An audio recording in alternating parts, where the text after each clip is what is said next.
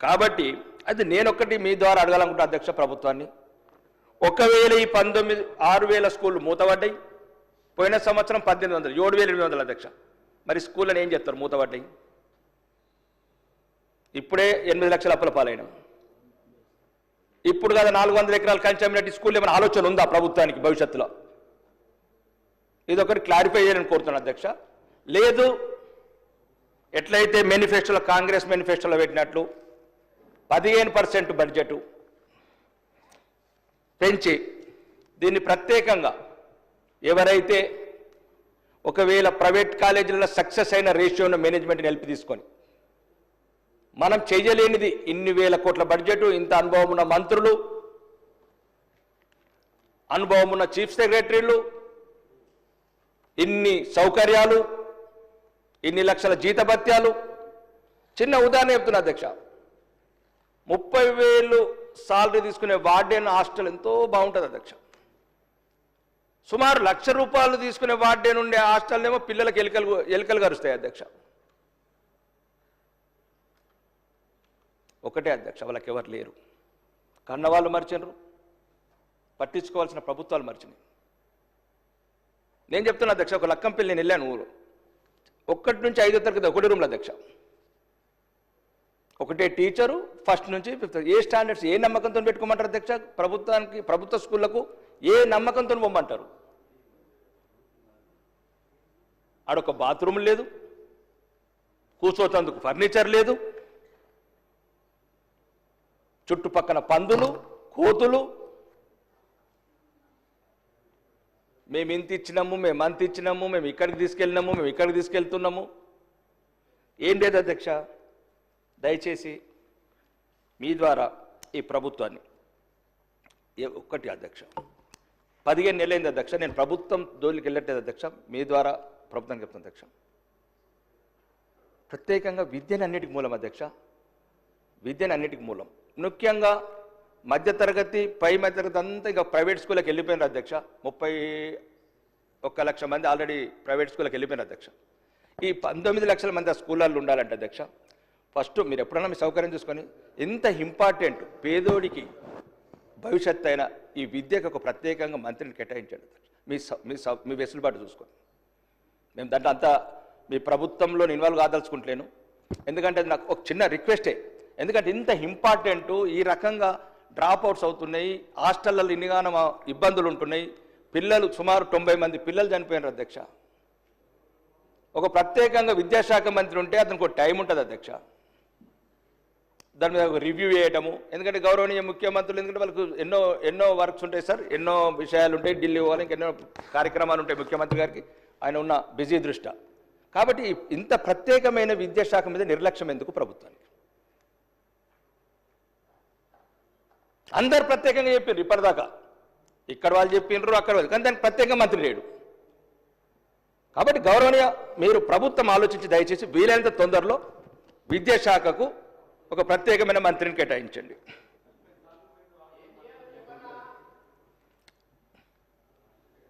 చెప్తాగండి, ఇంకేమి ఎన్నేళ్ల కోట్లు అప్పు చేస్తారు, ఇంకెంతమంది పిల్లల్ని డ్రాప్అవుట్ చేస్తారు? నేను ఎందుకు మళ్ళీ నేను పార్టీలకు అతీతంగా మాట్లాడుతున్నాను.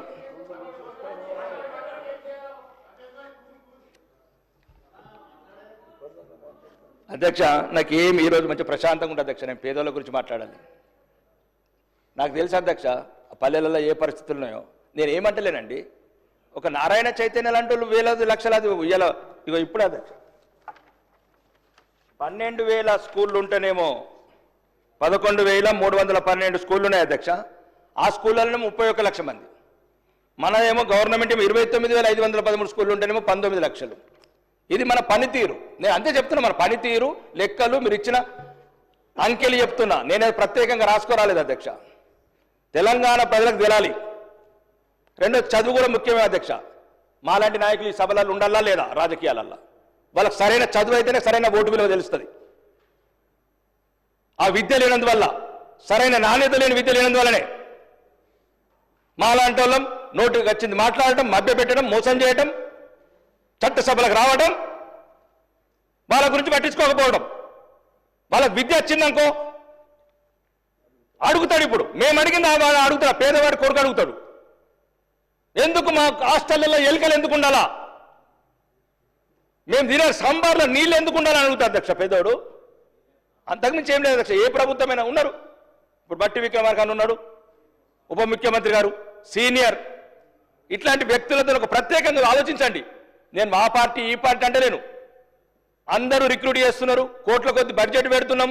ఇంక ఇప్పుడు చెప్పారు మన ఊరి మన బడి అమ్మ ఆదర్శ పాఠశాల పేర్లు మార్చుండ్రి, స్కీములు పెట్టుండ్రి, డ్రాప్ అవుట్స్ కానీ. ఒకటే అధ్యక్ష, అన్నీ తీసుకున్నాం పేదవారి దగ్గర, విద్యాన్ని ఇద్దాం అధ్యక్షాడికి, బతకని ఏమైతే అధ్యక్ష? స్కూళ్ళు లేవా? ఎక్కడ అధ్యక్ష? ఇగో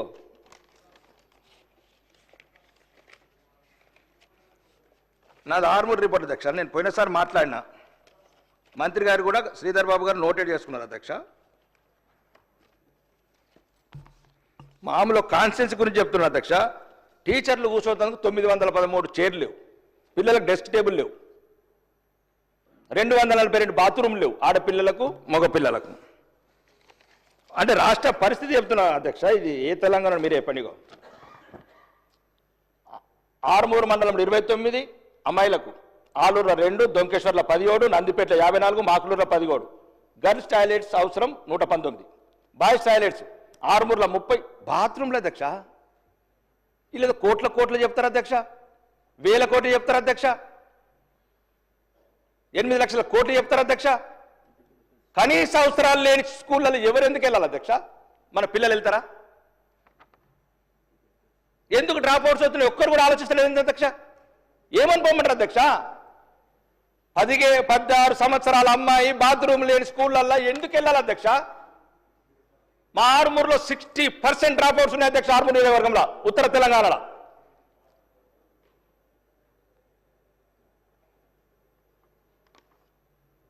అప్పు చేసి సప్పు చేసి ఆ పేదోడు కూడా కైకిలు చేసుకుని ప్రైవేట్ స్కూల్ పంపిస్తున్నాడు, కూలి చేసి. నమ్మకం పోగొట్టినాం అధ్యక్ష. వాళ్ళు వీళ్ళు కాదు, మీరందరూ పెద్దలు ఆలోచించండి. ఈ నమ్మకంలో మళ్ళా అట్టడుగున్న వర్గాల్లో ఉన్న వాళ్లకు ఈ స్కూళ్ళ మీద నమ్మకం పెట్టగలిగించాల.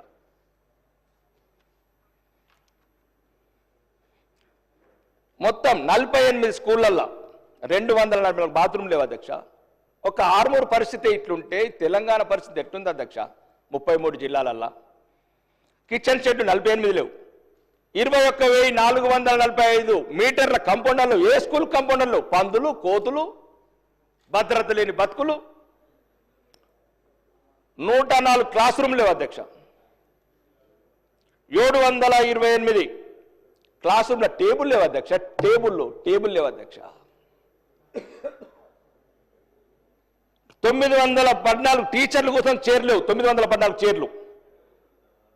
పిల్లలు కూర్చున్న డెస్కులు 2,953. 126 స్కూళ్ళకు పెయింటింగ్స్ లేవు అధ్యక్ష. బూత్ బంగ్లాలు. కొన్ని ఊర్లో అయితే అధ్యక్ష ఆ మీదికి వెళ్ళి పెంకులు కూడా ఊలిపోయినాయి. అలా కూర్చొని నాకు భయపడి ఏ తల్లిదండ్రులు పంపిస్తారు అధ్యక్ష స్కూళ్ళకు? అందరు అన్ని చెప్తున్నారు, డ్రాప్ అవుట్స్ కారణం వెతకండి.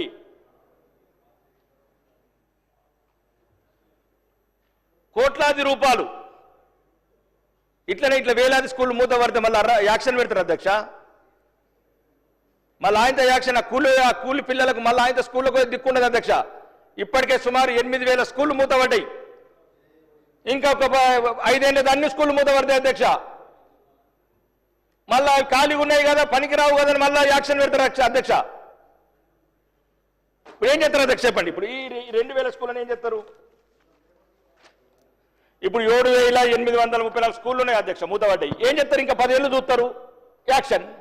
అప్పటికి 16 లక్షలు అవుతుంది అప్పు. అడ్డు ఇప్పుడే ముఖ్యమంత్రి గారు అంటున్నారు 6,500 కోట్లు కడుతున్నామని. అప్పటికి 20,000 కోట్లు అప్పు కట్టాలా? అడ్డు కట్టాలా? విద్యను మాత్రం దూరం చేయకుండా అధ్యక్ష, పేదోళ్లకు ఏదైనా దూరం చేయరు అధ్యక్ష. వాళ్ళకి విద్య వస్తేనే మనం సెట్ అవుతాం అధ్యక్ష, సమాజం కూడా సెట్ అవుతుంది. అడుగడుగున మోసపోతున్నారు వారు. షాపింగ్ దగ్గర మోసమే, కిరాణా ఖర్చు కూడా మోసమే, బట్టల కొట్టు కాడ మోసమే, బస్ స్టాండ్ కాడ మోసమే. దీనికి అన్నిటికి సమాధానం పేదవాడికి విద్య రావాలి అధ్యక్ష. వాడు సెట్ చేసుకుంటాడు, మన నెట్ సెట్ చేసుకుని చేసుకుంటాడు. ఒకటే అధ్యక్ష, ఈరోజు దయచేసి దీనికి ప్రత్యేకంగా ఏం లేదు అధ్యక్ష, దీనికి ఒక మంచి అంటే వాళ్ళు ఇంకో రకం అర్థం తీసుకోకండి. ఎవరికైతే పేదల మీద ప్రేమ ఉంటుంది, పల్లెటూర్లకు వెళ్ళి వచ్చిన ఆ పేగుబంధం ఉంటుంది,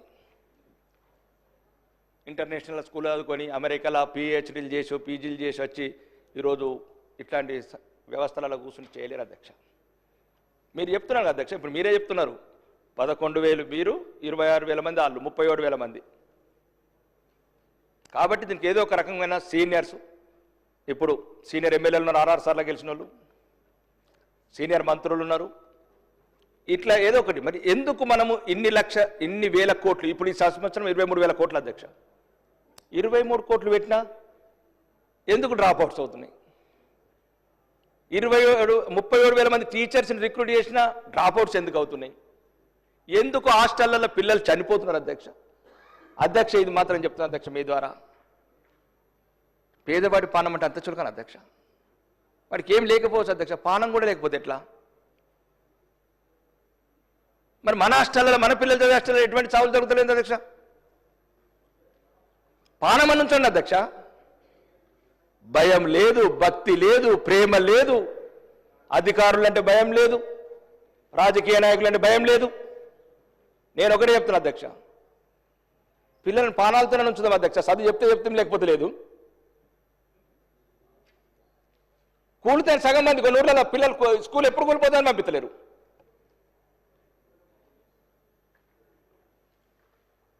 కాబట్టి అధ్యక్ష,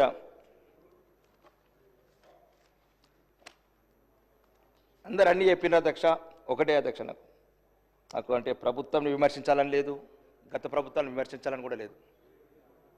ఏదన్నా పేదోడికి ఆలోచన చేసి మంచి అధికారులు, ఈ మధ్యన ఏదో విద్యా commission Akunuru IAS officer, retired IAS officer, అట్లాంటి మంచి ఆఫీసర్లను వెతకండి అధ్యక్ష. ప్రజల పట్లకు తపన ఉంది అధ్యక్షలకు. ఉంటాయి అధ్యక్ష, ప్రభుత్వాలు ఉంటాయి, ఇటు అటు. కానీ నాకు నేను చెప్తున్నా అధ్యక్ష, చూస్తున్నా మా ముందే కళ్ళ ముందే కూలిపోతున్న వ్యవస్థ. నాకు తెలిసి మేమందరం వల్లనే గవర్నమెంట్ స్కూల్